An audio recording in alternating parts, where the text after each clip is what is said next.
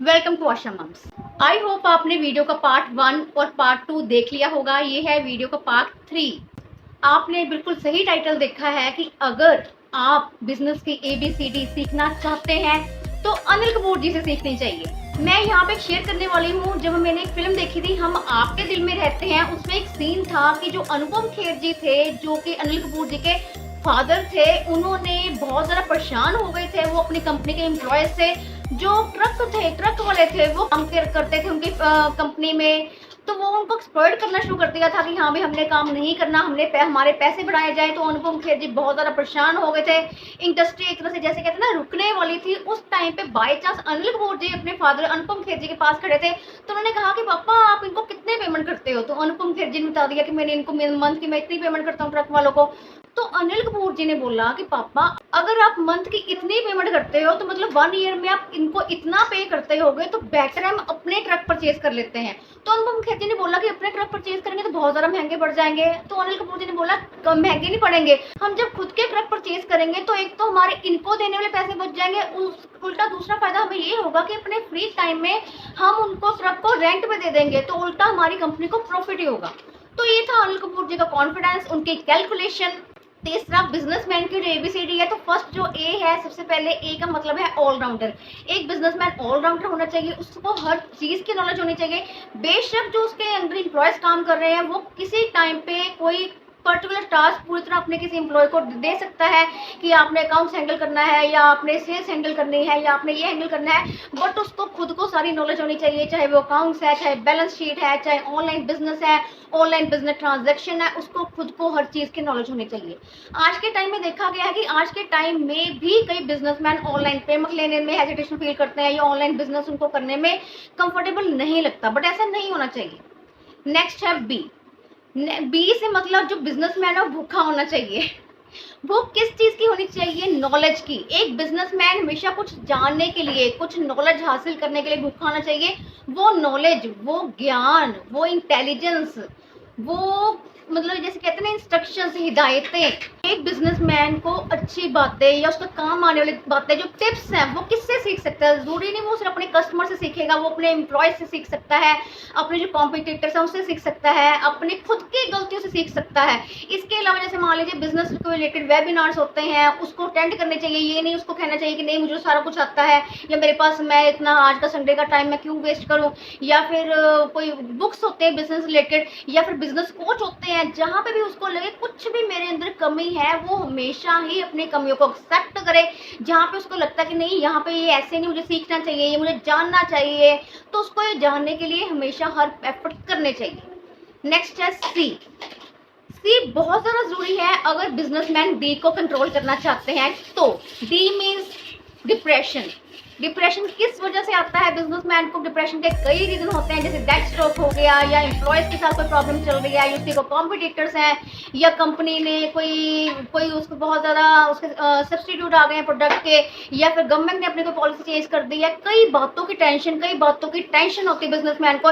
In fact मैं businessman की category को सैल्यूट करना चाहती हूँ, जो हर दिन एक नई टेंशन, एक नए स्ट्रगल, एक नए स्ट्रेस को झेलने के लिए मैदान में उतरते हैं। तो मैं इस कैटेगरी की बहुत ज्यादा रिस्पेक्ट करती हूँ। तो उनको कूल रहना भी बहुत जरूरी है, क्योंकि बिजनेस का दूसरा नाम ही स्ट्रगल है।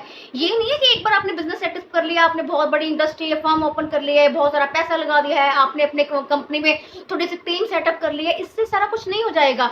बिजनेस में डेली लेवल पे स्ट्रगल आती है, तो आप वो स्ट्रगल करने के लिए आपका माइंड सेटअप रेडी होना चाहिए कि आप टेंशन लेने के लिए तैयार हैं। क्योंकि कब किसकी तरफ से टेंशन मिल जानी है, कब आपको सप्लायर की तरफ से टेंशन मिल जानी है, कब आपको कस्टमर की तरफ से टेंशन मिल जानी है, सेल्स नहीं हो रही, प्रॉफिट नहीं हो रहा है, या फिर किसी तरह कोई नई पॉलिसी आ गई गवर्नमेंट की तरफ से, कोई नई तरह की रिटर्न फिल करनी है, कोई टैक्स फिल करने हैं, तो बहुत तरह की टेंशन होती है। तो बिजनेसमैन हमेशा कूल माइंडेड होना चाहिए। नेक्स्ट डी से है कि बिजनेसमैन डेडिकेटेड होना चाहिए। डेडिकेशन होनी चाहिए, बहुत ज़्यादा होनी चाहिए। इनफैक्ट वो बिजनेस को ऐसे प्यार करे, जैसे मान लीजिए बहुत ज़्यादा हम अपने फैमिली लव करते हैं, इस तरह वो बिजनेस को प्यार करे। वो बिजनेसमैन बिजनेस के लिए सेक्रीफाइस तक भी करना बल्कि उसको आता हो। सेक्रीफाइस किस चीज़ का कर सकते हैं? कई बार हमें अपने फैमिली फंक्शंस का, कई बार फेस्टिवल्स का, कई बार अपने संडेज का, कई बार फ्रेंड्स का। नेक्स्ट है ई। ई से होता है ई रिलेशनशिप, उसको ई हेल्दी रिलेशनशिप मेंटेन करना आना चाहिए कि जो एम्प्लॉय और एम्प्लॉयर के बीच में रिलेशनशिप है वो कैसे मेंटेन करना है, कैसे अपने एम्प्लॉय से काम लेना है, ये काम करवाना है, ये काम निकालना है, कब किसकी प्रमोशन करनी है, कब किसको डांटना है। ये नहीं कि आप टीम कैसे बना रहे हैं, टीम तो हर बंदा तैयार कर लेता है, 5, 10, 15 टीम मेंबर हो ही जाते हैं, लेकिन हमने कैसे सिलेक्शन करनी है। अगर अच्छा मेंबर हमारी टीम में शामिल हो गया तो उसको कैसे स्टे करके रखना है, हमारी कंपनी में वो टिक के रहे, वही वो कहीं और ना जाए। तो ये रिलेशनशिप, ये कोई भी इकोनॉमी है, ये सबसे ज़्यादा बहुत ज़्यादा इंपॉर्टेंट एस्पेक्ट है, क्योंकि कई बार ऐसे होता है कि सारी जो प्रॉब्लम्स है वो एक तरफ है, हमारे सप्लायर के साथ कोई प्रॉब्लम चल रही है, डीलर के साथ कोई प्रॉब्लम चल रही है, या हमारे कोई वैसे बिल्डिंग के रिलेटेड कोई प्रॉब्लम चल रही है, किसी हमारी कोई फैमिली इशू है, लेकिन अगर एम्प्लॉयज़ के रिलेटेड कोई प्रॉब्लम चल रही है तो उसका हमारे बिजनेस पे नेगेटिव इम्पैक्ट पड़ेगा ही पड़ेगा। एफ से फास्ट, एक बिजनेसमैन फास्ट होना चाहिए। जैसे मान लीजिए कोई अभी कोई नया प्रोडक्ट मार्केट में लॉन्च हुआ है और वो आपके पास आ चुका है, अब कस्टमर को नहीं पता वो आपके पास आ चुका है। जब तक कि आप जहाँ पे भी अपने न्यू प्रोडक्ट्स लॉन्च करते हैं, आप अपनी शॉप के बाहर जहाँ पे भी कोई आपका, जहाँ पे भी आप लॉन्च करते हो, यहाँ पे आप हैंगिंग में लगाते हो, तो जब तक कि आप बाहर नहीं लगाते, आते जाते कस्टमर उस प्रोडक्ट को देख नहीं लेते कि हाँ ये तो टोटली न्यू वैरायटी है, चाहे विंटर्स की है, चाहे समर की है, चाहे क्रिसमस पे कोई क्रिसमस के रिलेटेड कोई नई चीज़ आ गई है, दिवाली पे रिलेटेड कोई नई चीज़ आ गई है, जब तक कि आप उसको डिस्प्ले नहीं कर देते। तो एक बिजनेसमैन इतना फास्ट होना चाहिए, जैसे मान लीजिए पीछे से आप ट्रक में से माल मंगवा रहे हो, तो ट्रक में जहाँ से आप फैक्ट्री से माल मंगवा रहे हो या जहाँ से सप्लायर से माल मंगवा रहे हो, तो उसको आपने ये बोल देना है कि एक पीस हमने पहले से अलग दो, कि आते ही हमने वो अपनी शॉप पे मतलब कि अपने डिस्प्ले पे लगा देना है।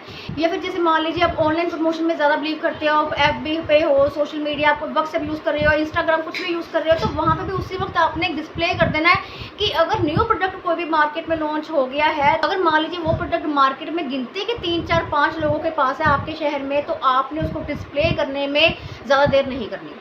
ये जैसे हम ये भी कह सकते हैं कि नई प्रोडक्ट लिस्ट कोई मान लीजिए आ गई है, न्यू प्रोडक्ट लिस्ट आई है, तो वो आपके अपने अभी तक आपने अपने मतलब कि सिस्टम में अपडेट नहीं की, या फिर आपने जहाँ पे आप शॉप पे या फिर अपनी फैक्ट्री में या कहीं पे भी आप अपनी इंडस्ट्री में नहीं रेट लिस्ट लगा रहे, तो आपके एम्प्लॉयज़ को नहीं पता लगेगा, उसका आपके कस्टमर्स पर नेगेटिव इम्पैक्ट पड़ेगा। तो आपने रेट लिस्ट उसी वक्त अपडेट कर देनी है। ये नहीं है कि आपके कस्टमर आपके सामने खड़ा है, एकदम से आप सोच रहे हो ओहो इसका रेट क्या था, या फिर आपके एम्प्लॉयज़ कस्टमर को पुराना ही रेट बता दे, लेकिन वो 100 रुपीज़ उसके रेट बढ़ चुके हैं, तो इसका भी नेगेटिव इंप्रेशन बढ़ता है।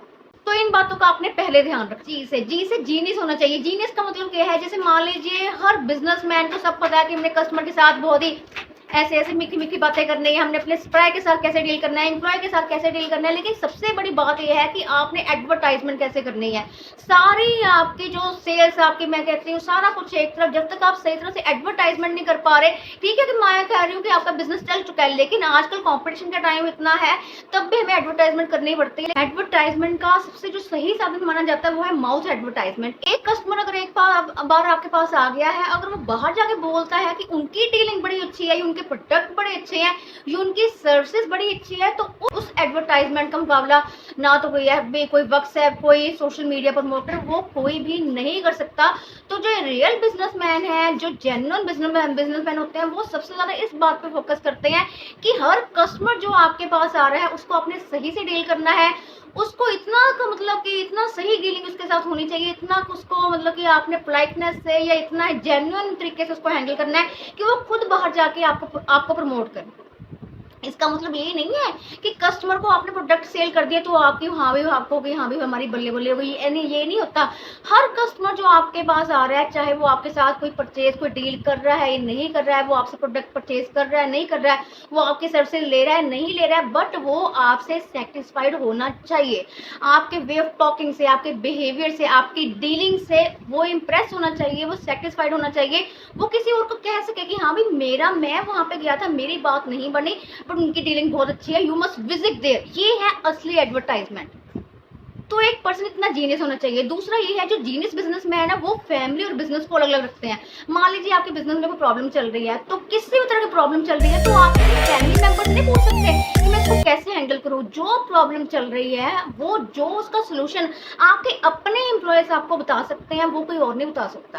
क्योंकि ठीक है, फैमिली ठीक है आपकी अपनी जगह है, लेकिन आप क्या एक्चुअली में मार्केट में क्या सब्स्टिट्यूट चल रहा है, किस प्रोडक्ट का किसका सब्स्टिट्यूट आने वाला है, कौन से अल्टरनेटिव्स अवेलेबल है, आपके कॉम्पिटिटर्स क्या इस वक्त कर रहे हैं, उनकी रेट लिस्ट क्या चल रही है, या कितने किलोमीटर के डिस्टेंस में आपके कॉम्पिटिटर्स है, किस नई कंपनी ने आपका प्रोडक्ट लॉन्च कर दिया है। इस तरह की जो सारी नॉलेज वाली बातें हैं जो आपके अपने कस्टमर, आपके एम्प्लॉयज आपको गाइड कर सकते हैं, वो आपकी फैमिली आपको गाइड नहीं कर सकते। तो इतना प्रैक्टिकली वो डिसीजन ले सके कि फैमिली और जो अपने रियल जो बिजनेस के रिलेटेड जो इंस्ट्रक्शंस है, नॉलेज है, वो इन दोनों को अलग अलग करना चाहते हैं। तो आई होप आज आपके इस वीडियो में बिजनेसमैन की ABCD सीख ली होगी। इसके अलावा मैंने वीडियो के पार्ट 1 और पार्ट 2 भी बनाया है। पार्ट 1 में हमने ये डिस्कस किया है कि जो कस्टमर्स के साथ बार्गेनिंग की प्रॉब्लम कैसे हैंडल करें। पार्ट 2 में हमने ये डिस्कस किया है कि एक अच्छे शॉपकीपर में कौन सी 5 क्वालिटीज होती हैं। आई होप आपको ये तीनों वीडियोस अच्छी लगी होगी। अगर वीडियोस अच्छी लगती हैं मेरी तो आप चैनल को जरूर सब्सक्राइब करिए और इस तरह के और इंटरेस्टिंग वीडियोस देखने के लिए बेल आइकन को प्रेस करिए। Thank you.